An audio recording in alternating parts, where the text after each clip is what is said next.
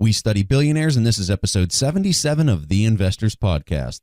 Broadcasting from Bel Air, Maryland, this is The Investors Podcast. They'll read the books and summarize the lessons. They'll test the waters and tell you when it's cold. They'll give you actionable investing strategies. Your host, Preston Pish and Stig Broderson. Hey, how's everybody doing out there? This is Preston Pish, and I'm your host for The Investors Podcast. And as usual, I'm accompanied by my co-host, Stig Broderson, out in Denmark.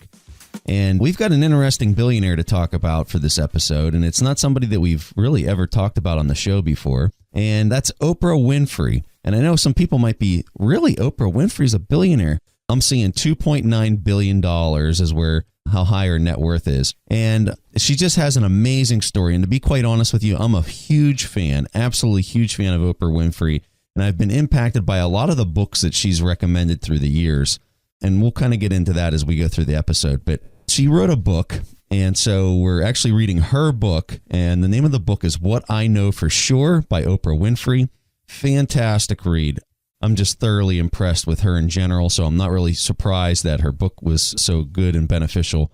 But we're going to go through that, and we're going to talk about the different things that we learned in her book, and it should be a pretty fun episode. You know, I think a lot of people in our audience are obviously value investors and people that are probably more in the accounting side of the house. And, you know, not every person that you study has to necessarily be this mathematical kind of figure out the intrinsic value of something to really necessarily add value. And so that's why we're kind of stepping away from that for one episode. And we just really want to dive into just looking at things from maybe a different perspective and kind of seeing how she kind of rose to the top and maybe some of the ideas that helped her rise to the top. And a lot of that is covered in this book, so it should be pretty good. I wanted to talk a little bit about her as a person and how she grew up and what kind of background she came from. And unless Stig has any opening comments that he wants to, throw out there, do you want me to roll right into that, Stig?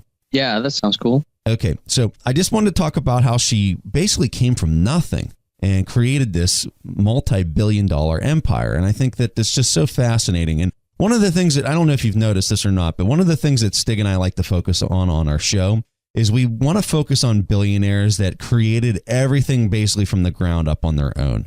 You know, we don't really focus on the Walton children, for example. I mean, they're billionaires, but their dad, Sam Walton, was really the one that created all the value, and they just kind of fell in on it. So we like to find self-made billionaires, people that have really kind of created all the value themselves, and that's who we really try to study. So Oprah would definitely fit into that category. She was born in Mississippi. She was born to a single mother. Her mother was a maid and really just came from not too much. And there was a part that I read that her grandmother used to make dresses or something like that out of potato sacks for her when she was a kid. She was so poor. And so what's amazing is she went into broadcasting, and she started off as kind of this radio announcer. And she talked about this a little bit in the book of just how much she loved doing that.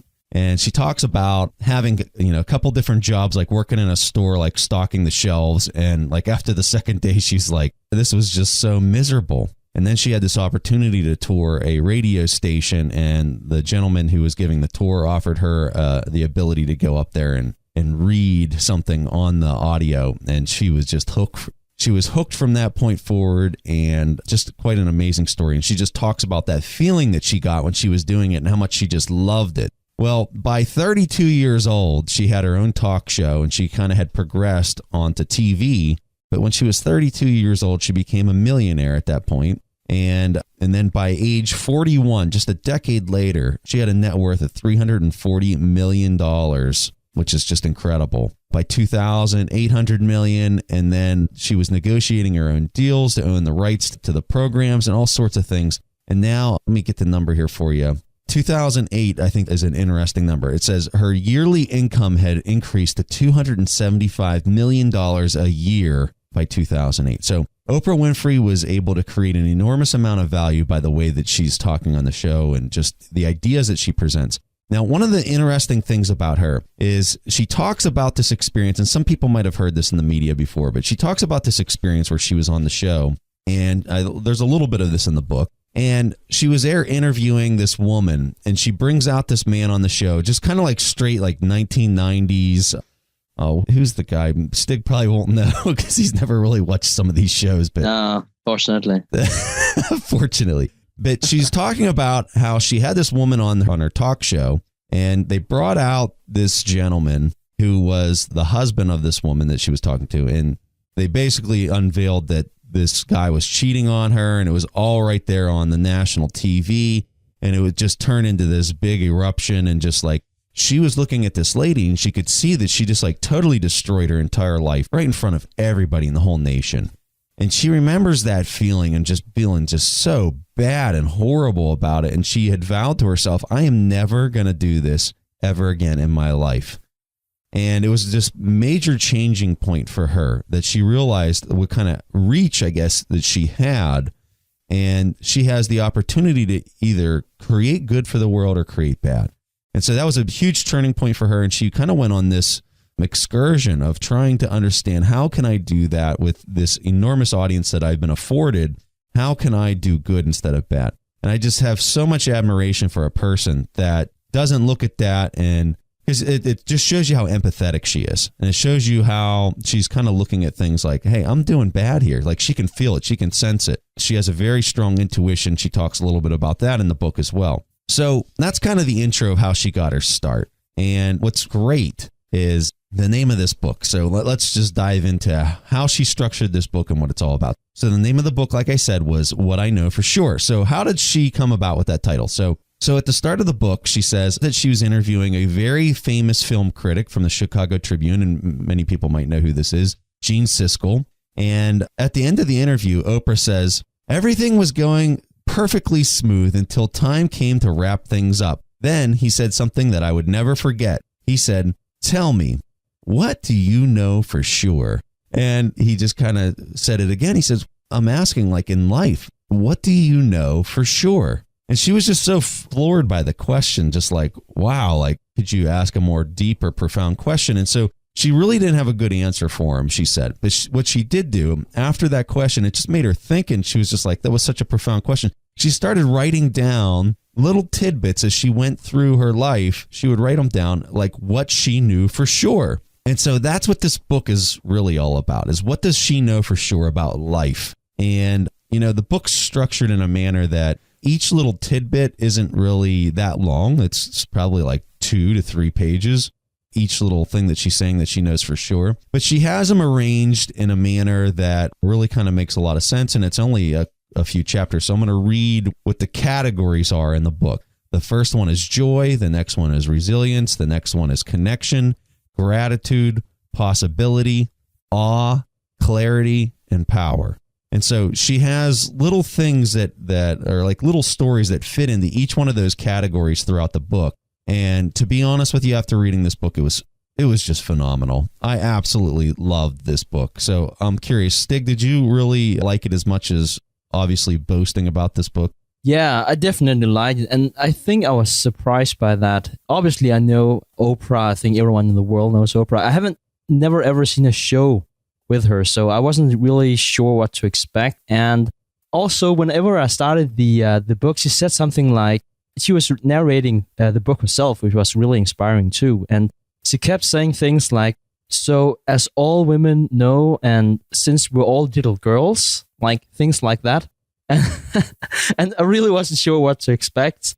Well, she does that throughout the book. And I would say, like, for all males to read this book, if you have the chance, you should definitely do so. You probably understand your spouse a lot better after reading the book. But no, I thoroughly enjoyed the book. And I didn't feel like I was reading a book. I kind of felt like I was speaking to a friend. Like, you get familiar or you get comfortable with Oprah right away. And I don't know if that's why people really love her. Like, you feel safe with her. Yeah. And you know what was awesome was the audiobook, because I listened to the audiobook and I obviously have the hard copy too, but it was just so awesome to hear her actually reading it. Because, I mean, come on, her net worth's like $3 billion. She doesn't have to read her own book. She could just hire somebody to do it. But I think because she got her start and her roots in, broadcasting, she probably jumped at the opportunity to read this. And I'll tell you what, she's talented. When you listen to her read this, it's amazing. It's so good. It's not a long read. It was pretty quick and just Oh, I really liked it. Okay, so what I want to do is really kind of talk about different parts of the book that I really like, because there's so much stuff in here that's just fantastic information that we're just going to kind of hit some of the highlights. And some of the stuff I'm just going to read because there's no way I can explain it as good as she did in the book, because it's very concise and to the point. So the first thing that I am going to talk about was at the start of the book, she talked about, and this is in the theory section, she talks about life being a dance. And I love this discussion because she's basically saying, you know what, as a human being, you can do anything you want. She's like, you can choose to do something, you can not choose to do it. And you know what? All of those choices are okay. They're your choices, and there's no right or wrong to it. She's like, but at the end of the day, I look at life like this. It's like one of the best songs that you've ever heard is playing right now. And she's like, you can choose to either stand up and dance to that song, or you can choose to sit down in the corner of the room and watch everyone else dance to the song. And she's like, that's your choice. She says, but I really hope that if it is your choice and it is your favorite song that's playing, get up and dance. And I just love the way that I probably didn't explain it as well as she did in the book. But for me, it just really kind of hit home. Just like, man, that is so true. Like, there's so many things around the world that are happening right now. And I think so many people are being forced into maybe a direction that they're not necessarily consciously choosing. They're just, maybe they went to school for something that they didn't necessarily want to get into. Maybe they went there because that's where the money was at and they kind of went in that direction. Next thing you know, they're just kind of, working the same job. They're trying to progress because they see people in front of them progressing at a certain rate. And they just kind of find themselves in this rut that takes them down a road that they didn't necessarily want to go down. And I think that what she's saying is, yeah, that's one thing that's happening in the room right now, but there's so many other things that you could also do that I think people just don't really necessarily consider as a path or a thing to do. And she talks about this at the start of the book, and I just love the conversation. I love how she's basically saying, hey, there's all these things happening, and it's your choice ultimately to choose whatever you want to do. Yeah, so Oprah actually brings this metaphor forward about life is a dance. And she says the same thing about communication. And she's saying that it's a dance because one person takes one step forward and another person takes one step back. But just like a dance, if there is one misstep, they can both fall.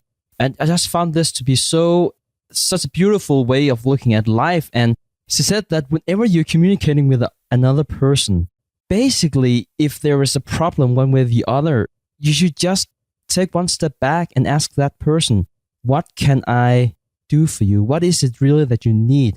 And she said that one way or the other, you will always hear a response that is a variation of, I want to know that you value me. That was just so deeply said, really. Everything there is in life about relationships, that's about people feeling valued. And this is not just in business, this is in marriage and friendships and work relations for that matter too. You need to feel valued to be able to function as a human being. And she talks about a very strong experience of her own when she was cleaning her house. And she found a 12-page love letter that she didn't send. Fortunately, she didn't send that, but she wrote a 12-page love letter to a guy she was dating whenever she was 29. And she said that she had to burn that letter because she read that and she didn't want to have any written records of how pathetic she felt whenever she read that letter. It was a really strong read. And she's talking about how you should never ever enter a relationship where you don't feel valued again. And I really feel like I want to put in a quote by Charlie Munger, and which just sounds like completely odd because now we're talking about Charlie Munger and Oprah Winfrey, but he's saying that if you want to feel miserable forever, enter a marriage with the intention to change the other person. And this is really where it's all come from, personal relations.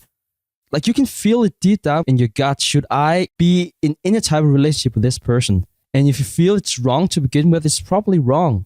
Like I'm not going to change Preston whenever we're doing this podcast. He's not going to change me. So if we basically felt that we couldn't work together to begin with, or we could change each other, it would be the wrong way to start off a partnership. And I feel the same way with a spouse. And Preston is nodding. He might feel the same way about his wife. Who knows? This is just like a touch of the stuff that she's talking about. And so if you're not a real emotional person or like handle your your emotions real well, this might be a great book for you to get out there and read, because I'll tell you, she's going to make you think about some different things in a different context for sure.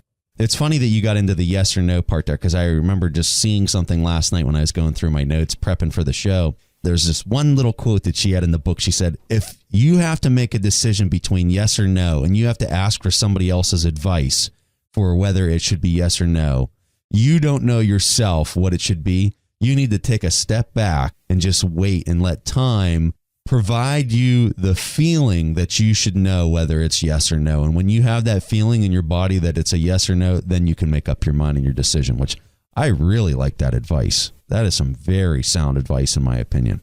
It's not something that I've always implemented either. Okay, so let's go into another section that I wanted to talk about. And this one was in the, you could call it chapter 5, but she categorizes these stories as possibility. And one section, she's talking about fear and how, basically fear can drive a person to do certain things. And it's a lower energy form, she says, that basically, provides kind of a bad path for you in life. So let me provide an example that's not provided in the book, but it kind of discusses this idea.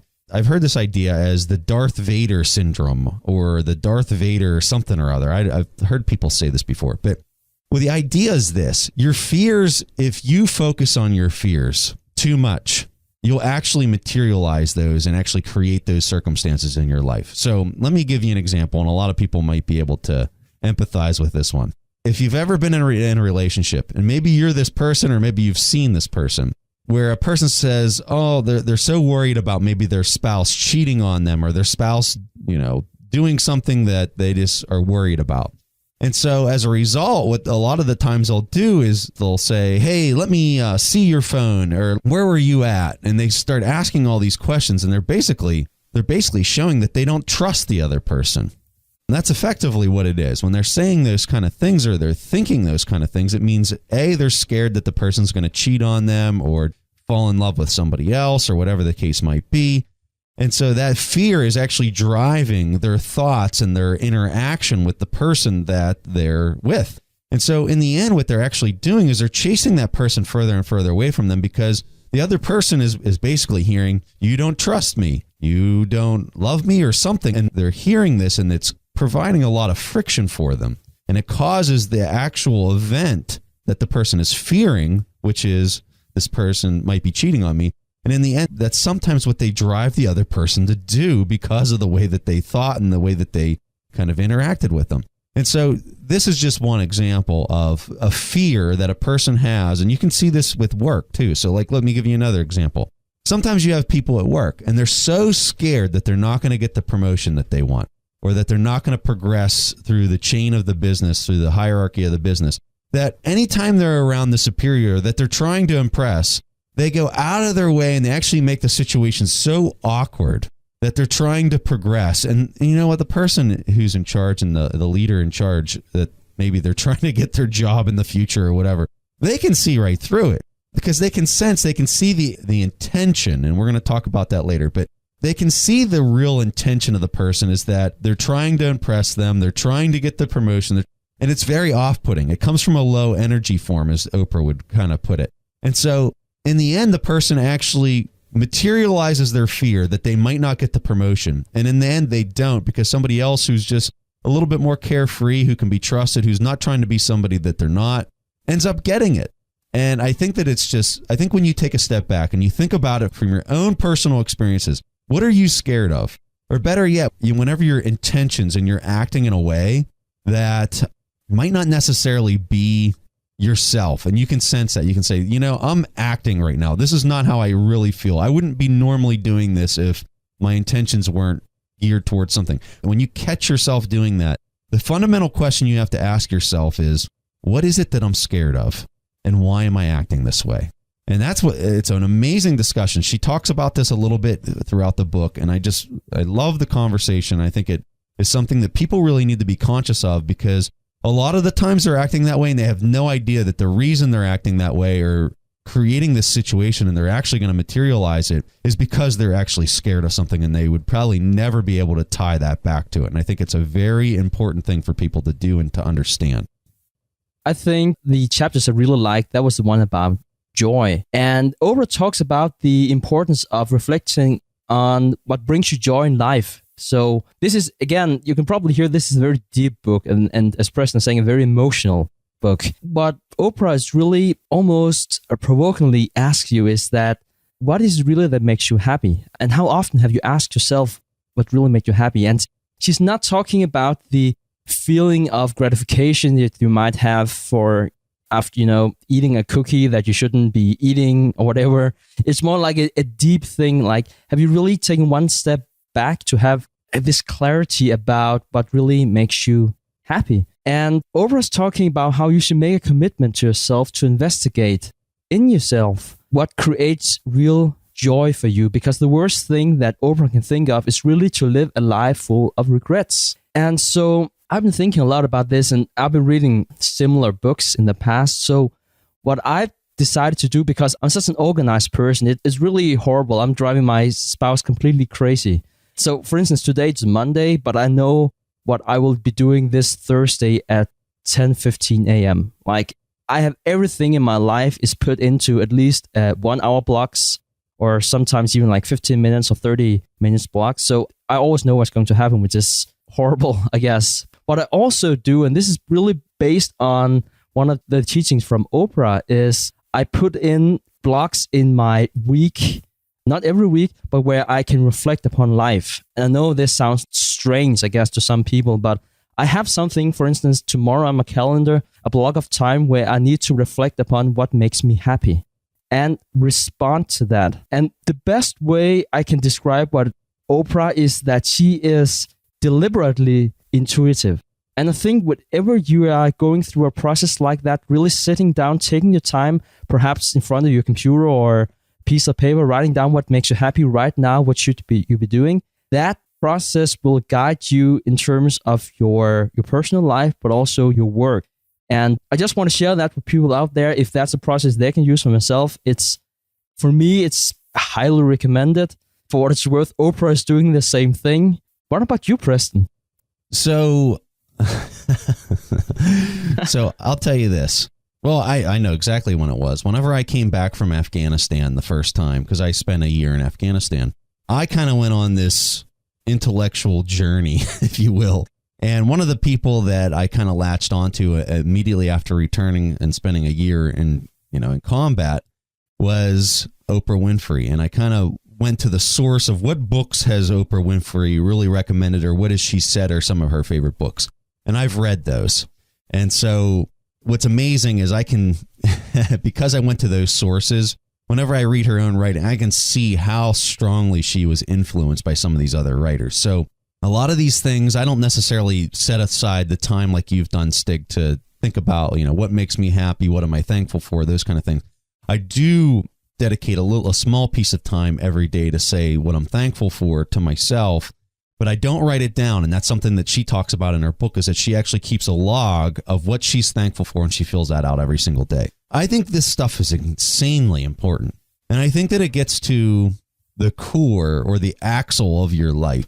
And I think that if that's not aligned and it's not straight, you're going to have a rocky road of progress as you kind of navigate your life. And I think the faster you can get to how do things fundamentally work from a spiritual sense, from a just operating inside the environment, like the way you treat other people is how you're going to be treated in return, all the reciprocity, all that kind of stuff is really based and rooted on, or at least for me it is, it's based and rooted in the ideas of what I've learned through Oprah Winfrey and the books that she recommended when I read those years ago.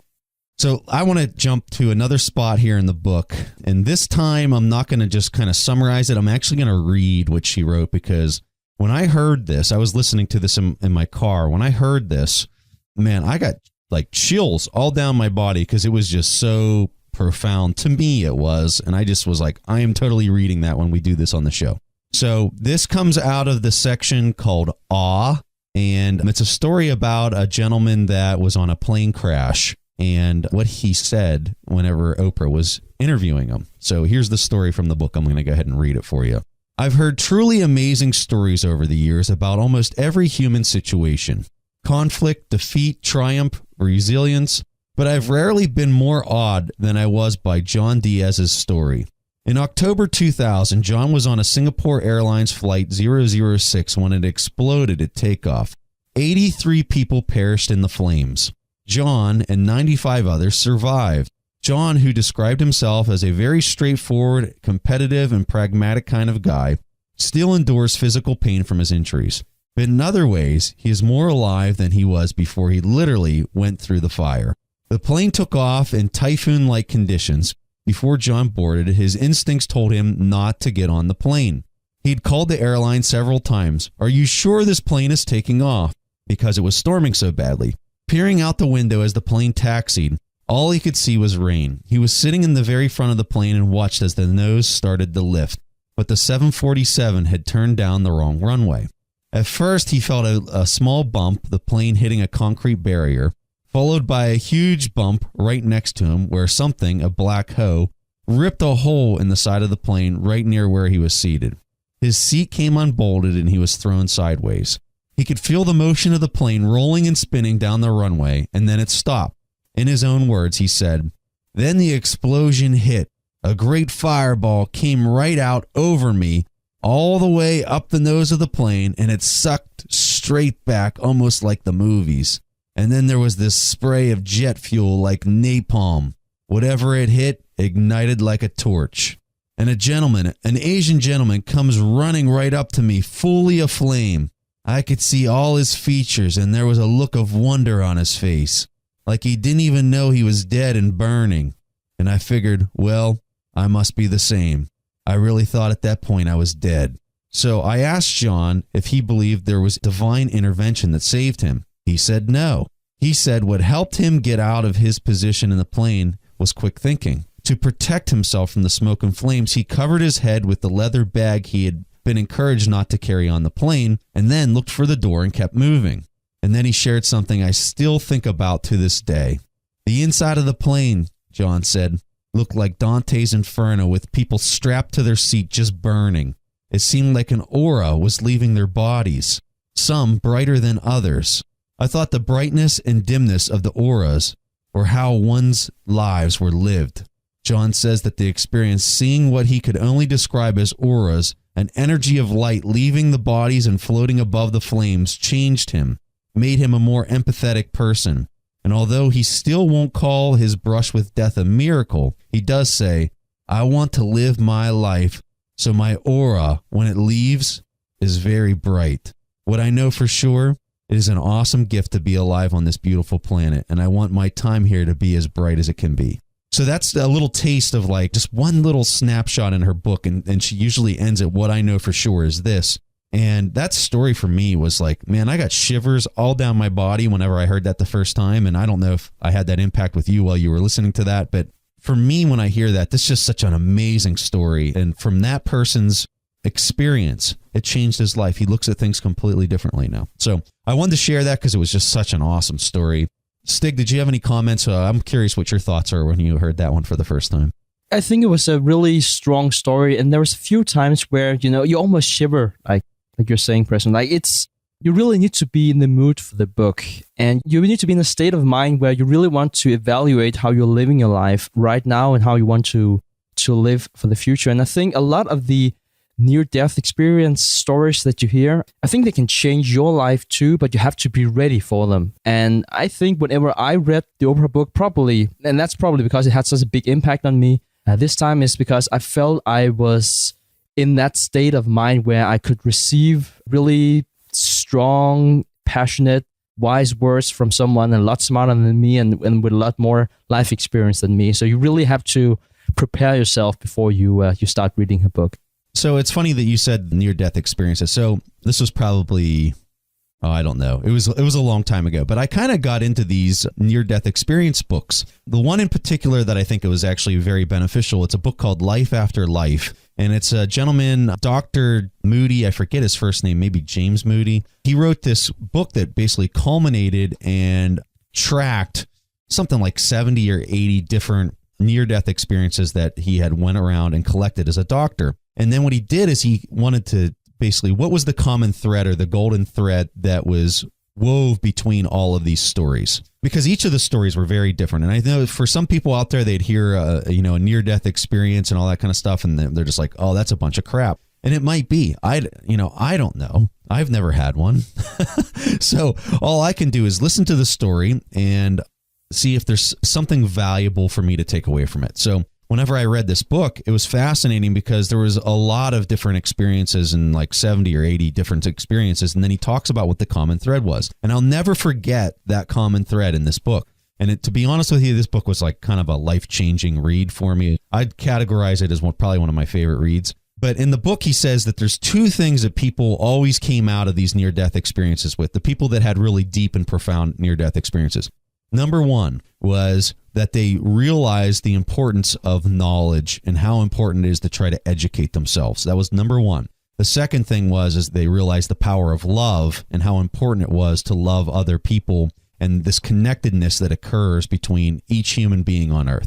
Those were the two takeaways from reading that book, which, whether you believe the experiences or not, I think that the common thread in that piece of information that was acquired from all that is so valuable and so profound, and something that I often think about and try to think about as I'm going through life is what I learned from that book. But anyway, we're off the topic here. I apologize. Stig said near-death experience. I'd wanted to throw out a book that I had read like a decade ago, but okay, so the next thing I want to talk about is in Chapter 7 from Clarity, and I'm going to read another thing here. And I know people have heard me talk about intentions and how important I think intentions are. You're going to see why I have those opinions after I read this from Oprah, because Oprah and I obviously have read some of the same books, so that's probably where a lot of our same ideas come from. So I'm going to read this section here, and it's about intentions.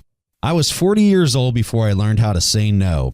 In my early years of working in television, I was often overwhelmed by people's view of me as a benevolent caregiver.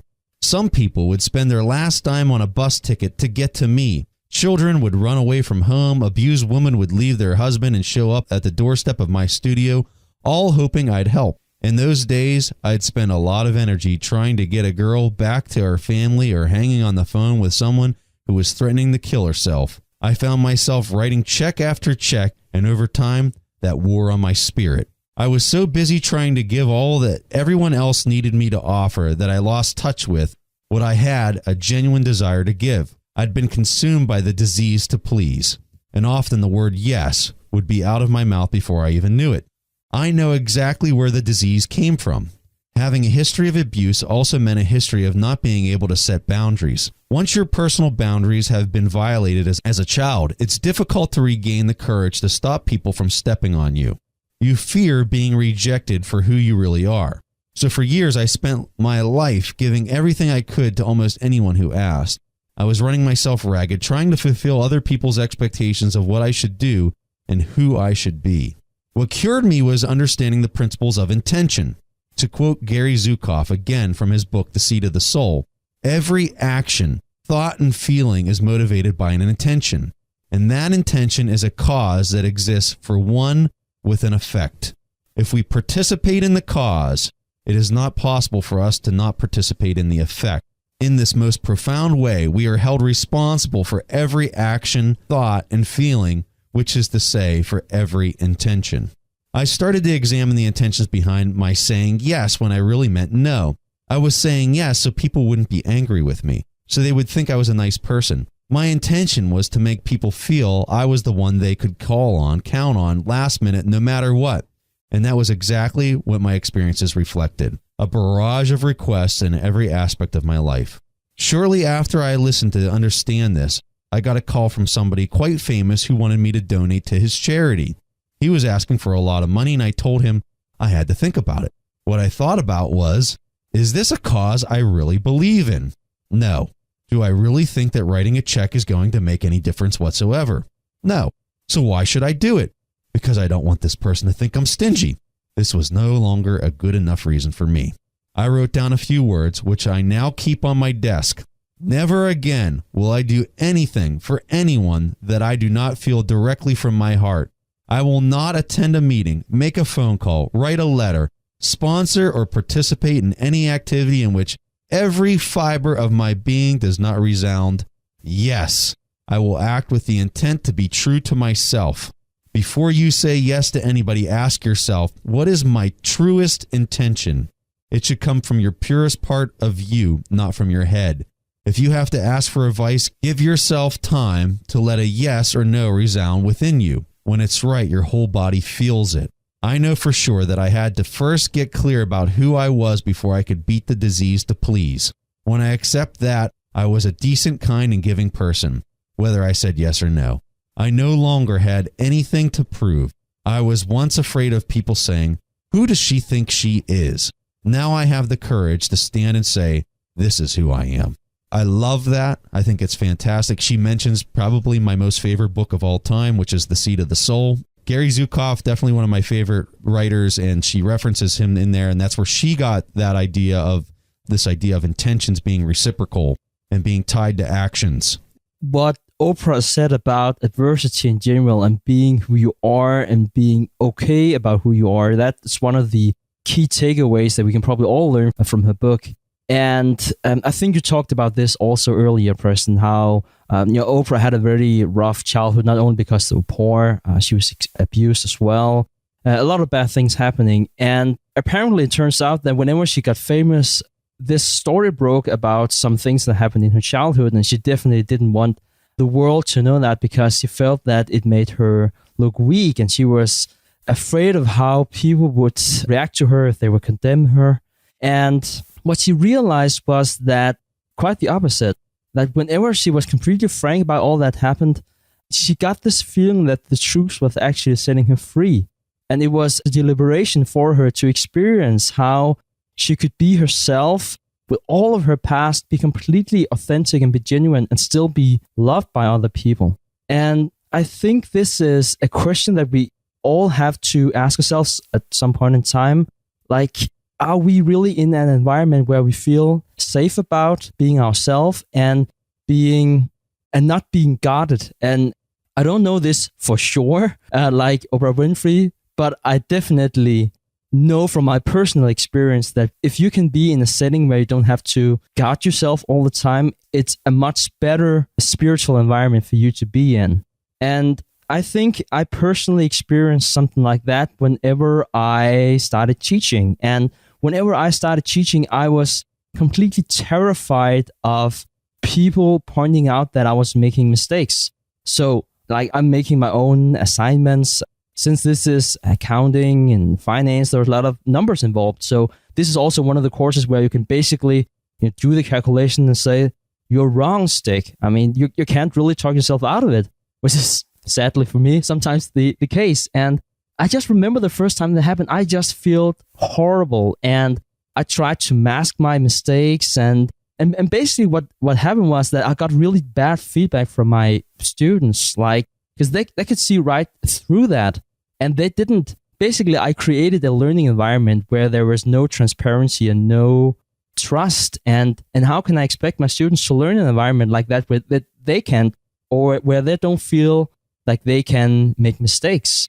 Like that's the wrong learning environment. So I decided to do this completely opposite after a few months. And I even tried to put in a short story whenever I have new students where I fail miserably. Like, I deliberately tell my students that I make mistakes and when I'm making mistakes, just to make them feel comfortable. And what's strange is that other people, not just students, but other people, they're so forgiving. As long as you're completely upfront about you're not perfect, they don't have to be perfect, you end up doing something great together instead of guard yourself and get this and try to feel invincible because no one is. So I love that story because it actually hits on something that we were talking about earlier with the fears and basically materializing the fears. So in a way, you were scared that you were going to make a mistake and that the students were going to think, oh, this guy doesn't know anything because he's making these mistakes with the math right there on the board that I'm looking at. And so because you had that fear and they're then seeing you potentially make the mistake, and then when they call you out on it, you're acting defensively because your fears are materializing. And so you addressed it head on. you basically said, you know what, I am going to make a lot of mistakes. And you were forthright and honest, and you probably, I'm sure on your course feedback, I'm very curious to hear the responses, but I'm sure your course feedback got so much better after you were, oh yeah, you know what, that is a mistake. I'm sorry about that. Is that what you saw with your feedback? Yeah. 100%. Yeah.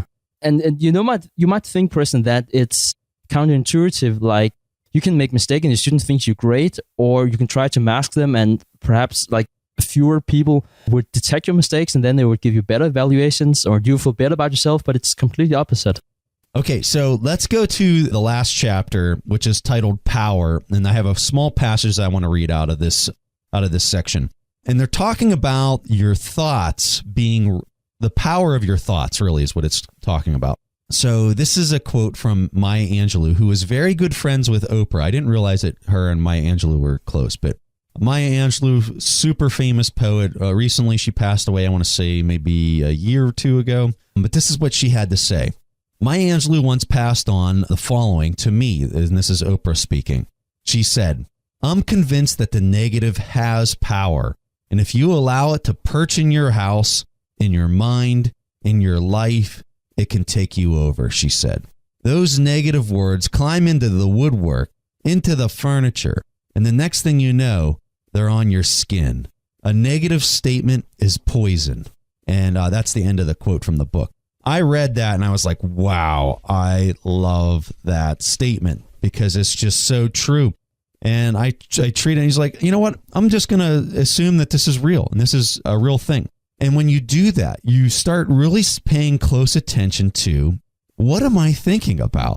Where am I allowing my mind to drift? And more importantly, where is it going and how long is it staying there?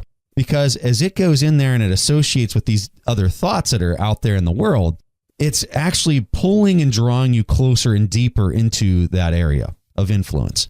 And that's what Maya Angelou is getting with that quote. It's like, be conscious of your negative thoughts. If you're always walking around saying, oh, that guy's an idiot. Oh, I really don't like her. She does all this wrong, or he does all that wrong. When your mind is consciously thinking in that direction all day long, you're attracted to that thought process. You're surrounding yourself with other people that think like that. In fact, you're immersing yourself with other people that think like that all the time because like thoughts attract like thoughts. So like us, we're like obsessed with like value investing and all these billionaires that invest in different ways. And so it's no surprise that here Stig and I are reading all these different books and immersing ourselves in these people's thoughts all day long and talking about it on the show and things like that. So the point for all of this is, what is it that you think about most? And how long do you stay there? And what kind of people is it drawing into your life that have similar thoughts and similar thought patterns? Are they people that you want being drawn into your life, or are they not? And I think until people think about that, they might say, why is this person in my life? Why am I constantly dealing with this person who drives me crazy? And I would tell you, you need to look at yourself first. Figure out, what is it that you're thinking about? What is it that you're acting on with a specific intention tied to it? And maybe that's why that person's in your life, because a lot of the times, almost all of the time, it can always be drawn back to yourself and the way that you treat other people and the way that you think and allow your thoughts to go. I'm obviously an enormous fan of this book. Stig, you had one thing that you wanted to highlight? Yeah, I just have a final thing. And this is about the thing you said about intention. And this is all about gratitude as well. So I think that would be my final point. I think the whole idea about intention and gratitude, that was my... Oh, I've said so many times, this was the main takeaway. I don't think I can say it anymore because there were so many great points from the book.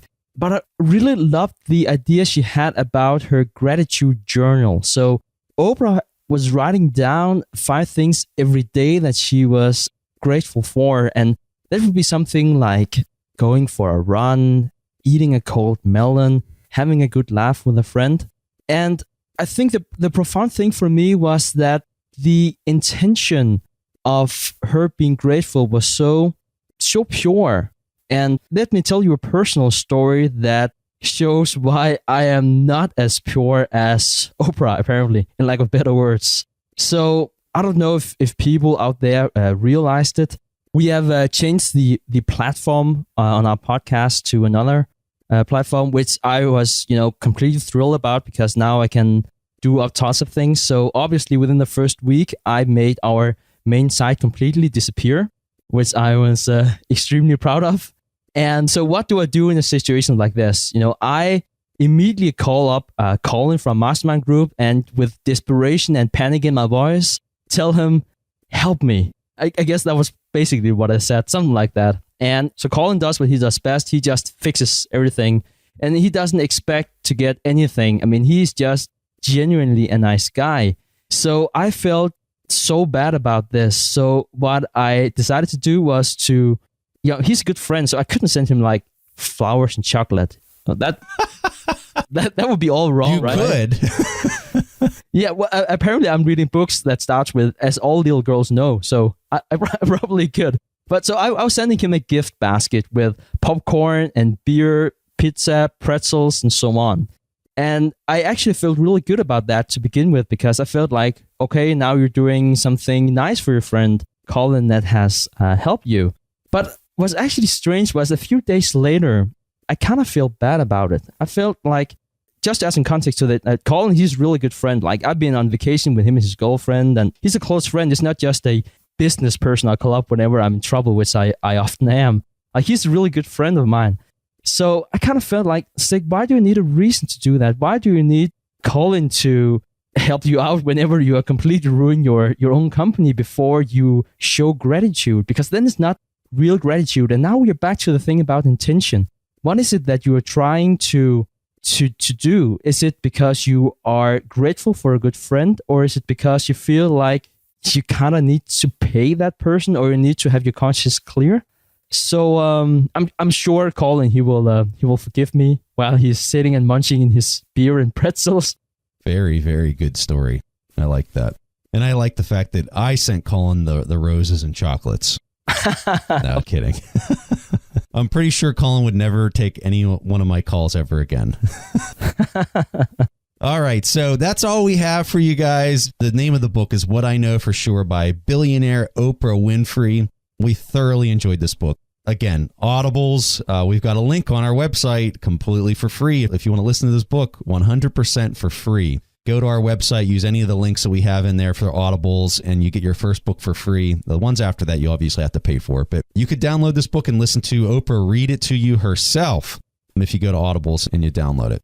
So one thing that I want to highlight. So Stig and I, believe it or not, we have people that actually say, I wish you'd send me more email traffic, and I wish that you would tell me more about your blog posts and the stuff that you guys are doing more than once every 2 weeks.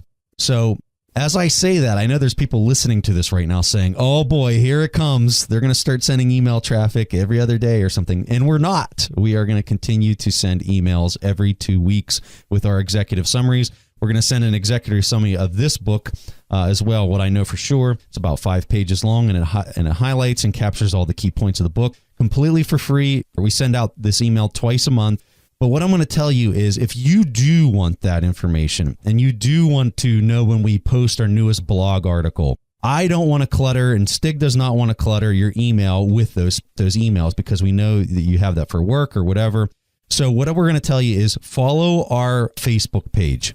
It's fairly new. We haven't really had a Facebook page up for too terribly long. We've told you guys in the past, we're not real good at this stuff when it comes to social media and whatever. But if you go to Facebook and you type in We Study Billionaires, you're going to see it pop up as a page. If you like that, you're going to start getting in your Facebook feed, like if we post a new blog article or whatever, which happens, I don't know, like once a week, twice a week or something like that, we have new blog articles. You'll see those pop up in your Facebook feed. So that's where we kind of want to push people. If you're not following that site, We Study Billionaires, through Facebook, do that so that you can kind of get our blog posts and what we're talking about. Like this week, I made a post about why Warren Buffett hates gold, but why Ray Dalio, George Soros, and others are now buying gold, and kind of tracking the cash flows kind of flowing into that commodity. So that's an example of a blog post that I just put up this week.